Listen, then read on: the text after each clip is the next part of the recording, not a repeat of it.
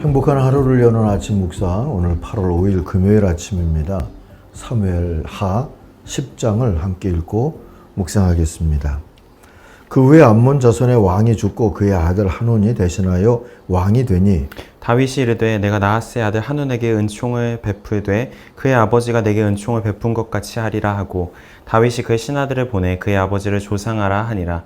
다윗의 신하들이 암몬 자손의 땅에 이르매 암몬 자손의 관리들이 그들의 주 한운에게 말하되 왕은 다윗의 조객을 당신에게 보낸 것이 왕의 아버지를 공경함인 줄로 여기시나이까. 다윗이 그의 신하들을 당신에게 보내 이 성을 엿보고 탐지하여 함락시키고자 함이 아니니까 하니, 이에 한운이 다윗의 신하들을 잡아 그들의 수염 절반을 깎고 그들의 의복의 중동 볼기까지 자르고 돌려보내매 사람들이 이 일을 다윗에게 알리니라. 그 사람들이 크게 부끄러워하므로 왕이 그들을 맞으려 보내 이르기를 너희는 수염이 자라기까지 여리고에서 머물다가 돌아오라 하니라. 암몬 자손들이 자기들이 다윗에게 미움이 된 줄을 알고 암몬 자손들이 사람을 보내 벤룹 아람 사람과 소바 아람 사람의 보병 2만 명과 마아가 왕과 그의 사람 1,000명과 돕 사람 12,000명을 고용한지라. 다윗이 듣고 요압과 용사의 온 무리를 보내매 암몬 자손은 나와서 성문 어귀에 진을 쳤고 소바와 르웁 아람 사람과 돕과 마아가 사람들은 따로 들에 있더라. 요압이 자기와 맞서 앞뒤에 친 적진을 보고 이스라엘의 선발한 자 중에서 또 엄선하여 아람 사람과 싸우려고 진치고 그 백성의 남은 자를 그 아우 아비새의 수하에 맡겨 암몬 자손과 싸우려고 진치게 하고 이르되 만일 아람 사람이 나보다 강하면 네가 나를 돕고 만일 암몬 자손이 너보다 강하면 내가 가서 너를 도우리라. 너는 담대하라. 우리가 우리 백성과 우리 하나님의 성읍들을 위하여 담대히 하자. 여호와께서 선히 여기시는 대로 행하시기를 원하노라 하고 요압이 그와 함께 한 백성이 아람 사람을 대항하여 싸우려고 나아가니 그들이 그 앞에서 도망하고 암몬 자손은 아람 사람이 도망함을 보고 그들도 아비새 앞에서 도망하여 성읍으로 들어간지라. 요압이 암몬 자손을 떠나 예루살렘으로 돌아가니라. 아람 사람이 자기가 이스라엘 앞에서 패하였음을 보고 다 모임에 하다데셀이 사람을 보내 강 건너쪽에 있는 아람 사람을 불러내매 그들이 헬람에 이르니 하다데셀의 군사령관 소박이 그들을 거느린지라. 어떤 사람이 다윗에게 알림해 그가 온 이스라엘을 모으고 요단을 건너 헬람에 이름에 아람 사람들이 다윗을 향하여 진을 치고 더불어 싸우더니 아람 사람이 이스라엘 앞에서 도망한지라. 다윗이 아람 병거 700대와 마병 4만 명을 죽이고 또 그 군사령관 소박을 치매 거기서 죽으니라. 하다레셀에게 속한 왕들이 자기가 이스라엘 앞에서 패함을 보고 이스라엘과 화친하고 섬기니 그러므로 아람 사람들이 두려워하여 다시는 암몬 자손을 돕지 아니하니라. 아멘. 의심과 왜곡의 사회, 오늘 묵상의 제목이고요. 요절은 3절입니다. 다윗이 임금님께 조문사절을 보낸 것이 임금님의 부친을 존경하기 때문이라고 생각하십니까? 오히려 이 도성을 두루 살피고 정탐하여 함락시키려고 신하들을 보낸 것이 아닙니까? 암몬의 왕한테 신하들이 했던 말이죠.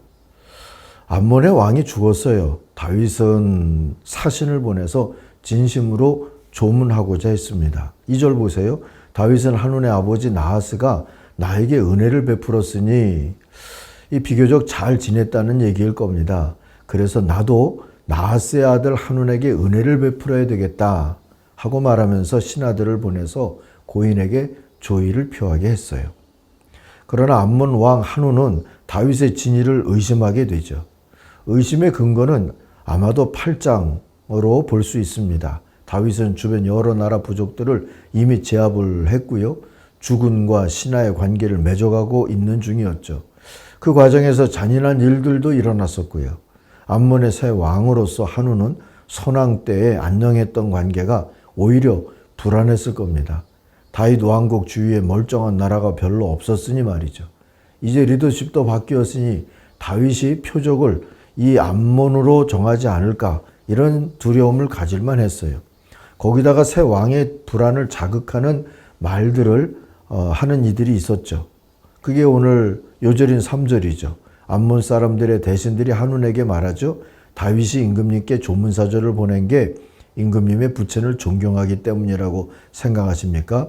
오히려 이 땅을 두루 살펴서 함락시키려고 그의 신하들이 정탐하러 온 것이 아니겠습니까?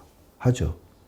결국 한우는 다윗과 이스라엘에게 자신이 호락호락하지 않다는 걸 보여주기로 결정을 합니다.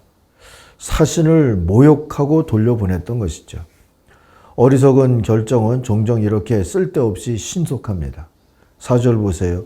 그래서 한우는 다윗의 신하들을 붙잡아서 그들의 수염을 깎고 입은 옷 가운데를 도려내서 양쪽 엉덩이가 드러나게 해서 돌려보냈습니다. 이 소식을 들은 다윗은 이게 뭐지 싶으면서도요. 우선 욕을 당한 신하들을 달랠 방도를 찾죠. 5절 보세요. 조문사절이 그곳을 떠나자 사람들이 조문사절이 당한 일을 다윗에게 알렸다. 조문사절이 너무나도 수치스러운 일을 당하였으므로 다윗 왕은 사람을 보내어 그들을 맞으며 수염이 다시 자랄 때까지 여리고에 머물러 있다가 수염이 다 자란 다음에 돌아오라 하였다 합니다. 문제는 한운이었어요. 어리석고 신속한 결정 제2탄을 내놓게 됩니다. 다윗의 분노를 두려워한 나머지 용병을 사서 이스라엘을 기습하고자 한 거죠. 그러느라고 많은 돈을 썼어요. 6절 7절 보세요. 나하라임의 시리아 사람, 아람이 시리아죠. 나하라임의 시리아 사람과 마아가의 시리아 사람과 소바에게서 병거와 기병을 고용하려고 그들에게 은 1000달란트를 보냈습니다. 아람, 시리아가 이렇게 제국처럼 통일되어 있지는 않았고 뭐 지방 영주처럼 그렇게 존재하고 있었던 때인데 그 중에 나하라임의 시리아 사람과 마아가의 시리아 사람과 소바의 시리아 사람들을 고용을 하게 된 거죠.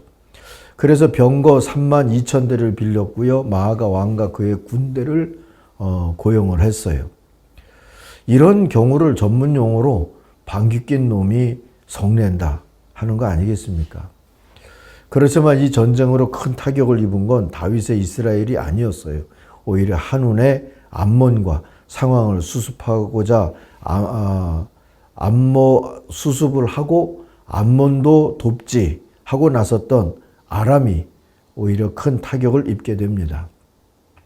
암몬으로 말하면 모 눈에는 뭐만 보인다고 이 다윗의 호의와 친절마저 술수라고 의심을 했다가 패가 망신하게 된 셈이고요. 아람은 또 어떻습니까? 돈에 팔린 용병들이니 뭐 목숨을 걸고 그렇게 싸웠을 리도 없고요. 패배한 게 어쩌면 당년지사였을 텐데 자존심이 상했어요. 그래서 아람 족속 같은 아람 족속인 소바왕 하달 에셀이 주동이 되어서 다시 한번 싸움을 하게 되죠. 그러다가 결국 다윗의 군대가 아람, 시리아 전체를 제압하는 그런 빌미를 만들고 맙니다. 18절 19절을 보세요. 시리아는 이스라엘 앞에서 도망하고 말았다.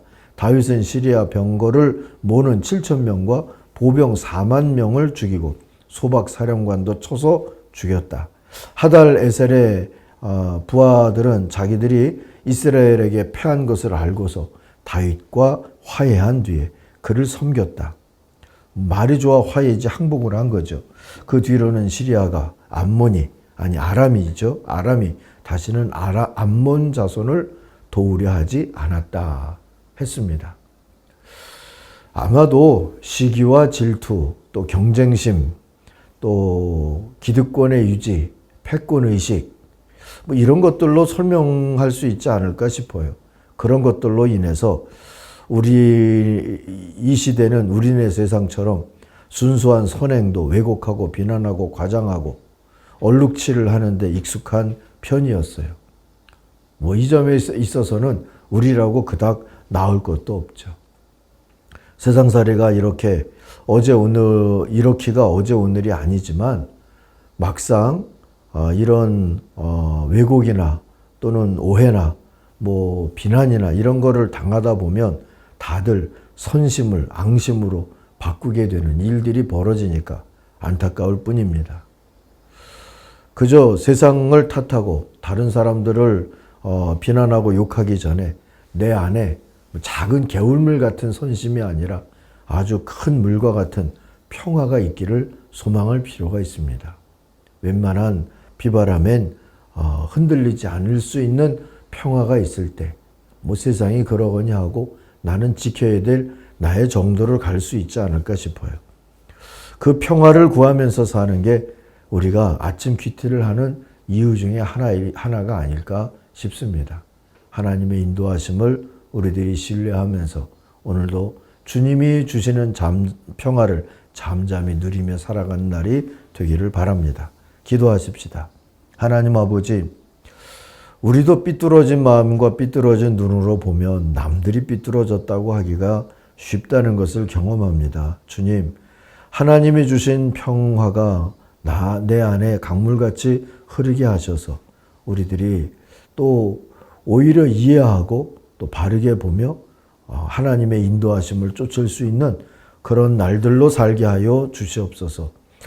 이 동북아를 중심으로 또 여러 분위기들이 어렵고 고단한 시절이 됐습니다. 하나님 아버지, 이 동북아에도 평강을 허락하여 주시고 이 작은 나라 대한민국이 하나님을 의지하고 기도하는 사람들이 있어서 또 하나님의 인도하심을 평화로 누리며 살 수 있게 인도하여 주옵소서. 예수님의 이름으로 기도하옵나이다. 아멘. 하늘에 계신 우리 아버지, 아버지의 이름을 거룩하게 하시며 아버지의 나라가 오게 하시며 아버지의 뜻이 하늘에서와 같이 땅에서도 이루어지게 하소서. 오늘 우리에게 일용할 양식을 주시고 우리가 우리에게 잘못한 사람을 용서하여 준 것 같이 우리 죄를 용서하여 주시고 우리를 시험에 빠지지 않게 하시고 악에서 구하소서. 나라와 권능과 영광이 영원히 아버지의 것입니다. 아멘. 각자 기도하겠습니다.